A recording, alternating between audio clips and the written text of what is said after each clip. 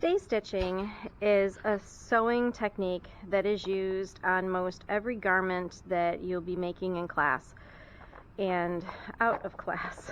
Anyhow, what stay stitching is, it's a utilitarian stitch that we put along curved edges of pattern pieces that have been cut out of fabric, and it protects the weaves. You guys have seen me do this before. Fabric has a weave where each yarn it's like over under to create the grid of the fabric. When we cut the grid of the fabric, I have a scrap piece here. When we cut the grid of the fabric, it becomes vulnerable around curves.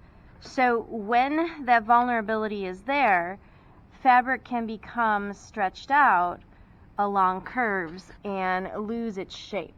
So this often happens around necklines of shirts, dresses, sweatshirts, anything that gets a lot of use and abuse, if you will, from taking it on, putting it on, taking it off. So over here is a curve that's nice and flat, that hasn't been affected. Here, where I kind of stretched it a little bit as if I was putting it on and off, that now becomes wavy, if you will. So the integrity of the fabric becomes compromised once you cut against the grid of the material. So remember, look really close to the grid of material to see the yarns running up and down and then the yarns running side by side. That's the grid that I'm talking about. When we stretch the grid before it's been compromised, there isn't any damage that's done. But once it's cut and compromised, you can, on a woven material, and knits as well, it's more common on wovens, can compromise that integrity of the weave of the material. So what we do to stop that stretching from happening is we do something called stay stitching. This is just a basic stitch. So for us on our machines, it's a stitch length 3. The seam allowance should be 1/8 less than industry standard, and industry standard for us presently is 5/8. So 5/8 minus 1/8 is a 1/2 inch. Back stitching is optional. You don't need to do it, but if you're used to doing it, it's fine, but it is not needed. And it's typically done on all curves of pattern pieces. So we're going to start with our stay stitching pattern piece. This is actually what a back bodice looks like, and the word bodice is defined as the top part of a dress. It's part of a shirt, but it's the top part from the waist to the shoulders. That's the bodice area of fashion design. So this is a back bodice. As we're looking at it, these are quarter scale. So it is, when you go to fashion design college or work in a fashion workroom, you work on quarter scale first to create your techniques, your designs on a smaller version before you invest time and money into a full body size. So this, picture it your size, okay? This is the center back of the piece that would go down your spine. This is the curvature of the back of the neck. This is a shoulder. This is the curvature of your arm, the back of your armhole. That's the side seam that goes down the side of your body over your rib cage, and then this is the waistline. So what we're going to do is take this pattern piece, and for now we're using scraps of material up in the classroom. I don't like to bring the big pieces out until we use all the little ones up. So this one you can tell we've used for other things. The pattern piece itself is the black line. So you want to put the black line on the fabric so that the black line is covered by the fabric, meaning if I did this, that black line would be off the fabric and there wouldn't be enough fabric. So we will move this so that we're covered. Same thing as before. We will anchor the grain line. I'm going to measure from the top of the grain line to the selvage, and what I'm getting here is 5 and 1, 2, 3, 4, 5/8. So I'll slide my measuring tape down so that it's 5 5/8, at the bottom of the grain line, and then I'm just going to tip the paper so that the grain line is at the edge of the measuring tape, and insert the pin. And I'll double check it, make sure the top is 5 5/8. Oh, it's a little off. I felt like it was going off. There we go. That feels better. And it's secured. Just double check it again that it's 5 5/8. Beautiful. Just like before when I was telling you, when you start to do pattern pieces for the body, your pins go a hand distance apart. Even though you have these two in the middle, they don't count in that hand distance. So if I put one here, I'm going to put my hand there. Another one needs to go here. Always good to put one in the corner anyway. After that one, the next one will go in this area, and then the next one up here. And remember, you're keeping everything flat. You're not bringing it up in the air and putting pins through it. You keep it flat on my tables. It is perfectly acceptable in the Fashion Lab to push the pin down, scratch the table, and push it up. Don't do that at home, but it's perfectly fine. That's what these tables are for. Now that it's pinned all the way around, also be careful that you don't have pins that extend past a black line, because when you come in with your scissors, you will hit the pin with your scissors and ruin your pair of scissors, because metal doesn't cut metal, at least not in our room. I'm going to grab my scissors. Forgive me for not having them where I needed them. And just like we've done before, I'm going to cut like this, dragging the scissor along the table. And I'll be cutting on the black edge. And sometimes we do this. We just cut to get rid of a side and then come in and do the curve.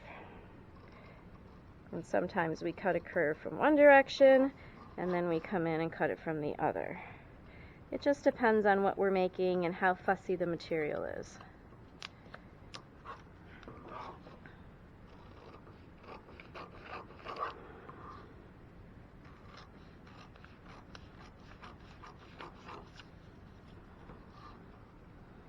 You can see that last one I cut wasn't quite straight. Let me try it again. And this is the neckline.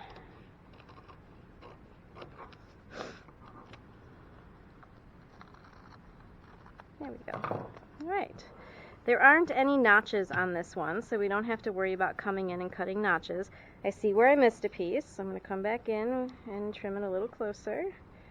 The more precise we are on every step of the way, the more precise and well done, well sewn our end product will be.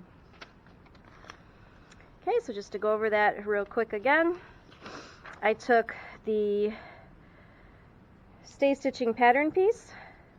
I inserted pins on either side of the grain line so it was parallel to the selvage. I added other pins throughout. And then I cut along the black line, and there's my sample in class to use that you'll see in class when you come to do this. Then you'll take your pins out and you have your piece of material and your pattern piece. You can recycle the pattern piece when you're done cutting. Now we're going to go over to the sewing machine, and as it reads, after removing the pins and pattern piece, stay stitch the neck edge at 1/8 of an inch less than industry standard seam allowance. The neck edge is up here at the top. The armhole is over here to the left. So even though this only tells you to stitch the neck edge, I would like you to stitch both for practice. If you're making a sleeveless shirt, a vest, whether it's male or female vest, or a sleeveless dress or something like that, you would stay stitch the armhole where it'll be sleeveless. So I want you to practice on both. So let's do the armhole first, because I'm really only grading the neck edge. So we will do the armhole. I'm going to put tape on my machine this time.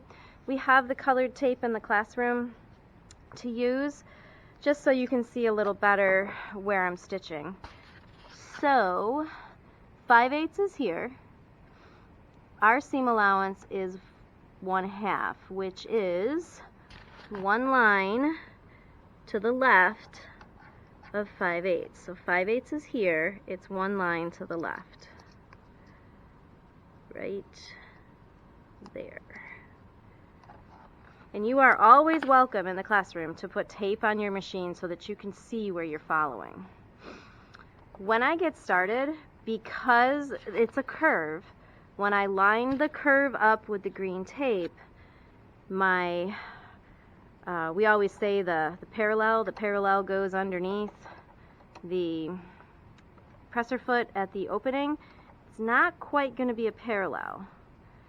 I am lining up the curve and then bringing the pattern piece to the opening of the presser foot. So these are my two vantage points that I'm looking at. Now I won't be back stitching. I don't back stitch myself on stay stitching. You can, you're not going to lose points. It's one of those things, it's your choice. I'm sewing very slowly, and if you can see my index finger, I'm turning this as I go. My eyes are here on the edge of the green tape and the edge of the curve of the armhole. Remember, I'm practicing on the armhole first, going nice and slow. And again, I'm watching here, and the only place I need to be at the edge of the green tape is across from the needle. So right there is where I'm trying to make sure I'm at the edge of the tape. And then when I get to the end, it straightens out, and I will cut the threads on the side. So there was my practice round, or practice run I should say. Looks like my tension's a little bit off. It is. So I'm going to roller that down to a 3.5. That's why it puckered a little bit. Trim your threads. And now that I've practiced, I'm going to do the neckline for a grade. So same thing. I'll be placing the edge of the neckline against the green, and the 5/8 needs to line up. That shoulder seam is on an angle, so I just want to make sure that the edge of the shoulder is at the opening of the presser foot. Now I'm going to go forward, and I'm looking here to make sure that the raw edge is parallel, I'm sorry, not parallel, but right up against the green tape.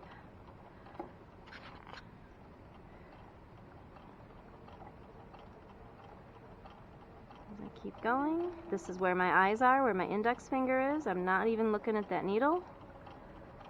When I get to the end, I lift up the foot, pull it, and cut. See, in the beginning, it got a little, I say it has a little attitude at the beginning. That was just because of the feed dog and the yarns.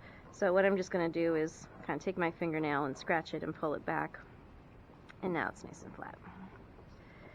With all of our sewing samples, even if they're just like this one, which was super easy, we still take it over to the iron, wake up the iron, give it a second to heat up, and we're going to press it nice and flat. I like to give cotton steam when I press. Okay, so there's the sample. Why this is important, again, is because if you can take a look with the grid of the fabric, I've now secured all of those yarns in the grid of the fabric, so when I'm manipulating this, if I'm clipping and doing a princess seam, or if I'm trying to fit anything into the area, I can clip the material, and we're going to learn about that next week or the week after, about clipping and notching. I can clip in order to manipulate things, but I'm not going to compromise the weave of the fabric right where the stitches are, because that's how we connect our designs. We connect them at 5/8 over from the edge, so we've secured the yarns at a 1/2 inch so that we can do whatever we need to do to this seam allowance to start building three-dimensional artwork, if you will, clothing, whatever it is we're building. Okay, so just like before, you will take your Staystitching sample, pin it to your sheet, and hand it in.